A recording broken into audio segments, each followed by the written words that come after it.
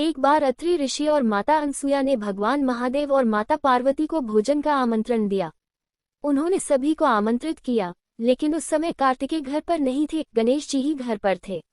अत्रि ऋषि ने गणपति को साथ लाने का विशेष आग्रह किया।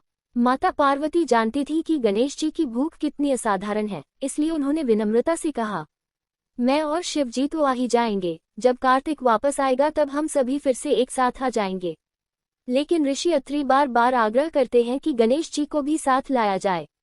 पार्वती जी अंततः राजी हो जाती हैं, मन में एक चिंता लिए हुए गणेश की अतृप्त भूख की। भोजन का दिन। निर्धारित दिन पर शिव, पार्वती और गणेश जी भोजन हेतु अत्रि ऋषि और माता अनसुया के घर आते हैं। माता पार्वती को भीतर से चिंता होती है, उन्हें पता है कि गणेश जी का पेट भरना आसान नहीं। भोजन शुरू होता है। अनसुया जी प्रेमपूर्वक एक एक व्यंजन परोसती हैं। छोटे गणेश जी अत्यंत प्रसन्नता से खाते हैं, ये देख अनसुया भी प्रसन्न होती हैं। शिव पार्वती का भोजन समाप्त हो जाता है, लेकिन गणेश जी का खाना अब भी चालू है। पार्वती उन्हें बार बार इशारों से समझाती है, अब बस करो बेटा। लेकिन गणेश का पूरा ध्यान केवल भोजन में। अब अनसुया को चिंता होने लगती है, सारे व्यंजन समाप्त होने को हैं, पर गणेश जी की भूख थमने का नाम नहीं ले रही। आखिरकार घर का सारा भोजन समाप्त हो जाता है, पर गणेश जी का पेट अब भी नहीं भरता।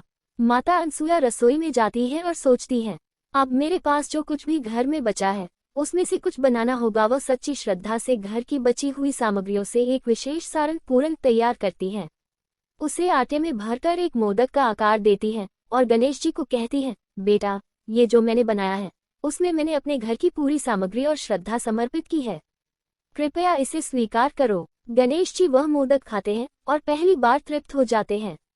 उनका भोजन समाप्त होता है, इसलिए उस व्यंजन को पूरन कहा गया, जिसका अर्थ है पूर्णता से बनाया गया। और जब उस पूरन को श्रद्धा और मातृत्व के बंधन में मोदक रूप में बांधकर गणेश को अर्पित किया गया, तब जाकर उनकी भूख शांत हुई। इसीलिए आज भी त्योहारों पर विशेष रूप से पूरन और पूरन पोली बनाई जाती है।